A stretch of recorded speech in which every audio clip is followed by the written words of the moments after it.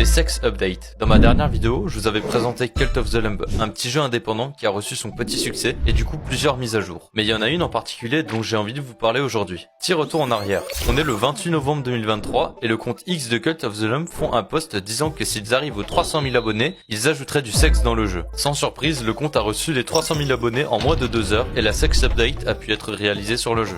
Mais du coup, elle rajoute quoi concrètement cette mise à jour? Eh bien, l'apparition d'une tente d'accouplement. Le joueur peut choisir 2 adeptes pour les accoupler pour donner naissance à un enfant dont vous devrez vous occuper. Une nouvelle mécanique pour gérer son culte finalement. Et en soi, je trouve ça très ingénieux de la part des développeurs d'avoir teasé leur mise à jour de cette manière. Parce que au-delà du sexe, la mise à jour apporte vraiment des nouveautés et sert à quelque chose. Elle permet de mettre en valeur des nouvelles mécaniques de gameplay sans dépasser une certaine ligne rouge. Et je pense que d'autres jeux dans le futur prendront exemple sur Cult of the Lamb. Et le futur arrive très vite à ce que je vois. Puisque quelques jours après la fin du Kickstarter du jeu The Witch Bakery, les développeurs ont posté une image sur X en faisant référence à la Sex Update de Cult of the Lamb, laissant penser que eux aussi allaient en faire une sur leur jeu. Et qui a également répondu à ce post? Les développeurs de Caravan Sandwich, qui paraissaient aussi intéressés par l'idée. Mais pour l'instant, ce ne sont que de simples réponses à un post qui est déjà parodique de base. Donc je n'y crois absolument pas, mais l'avenir peut nous réserver des surprises, qui sait.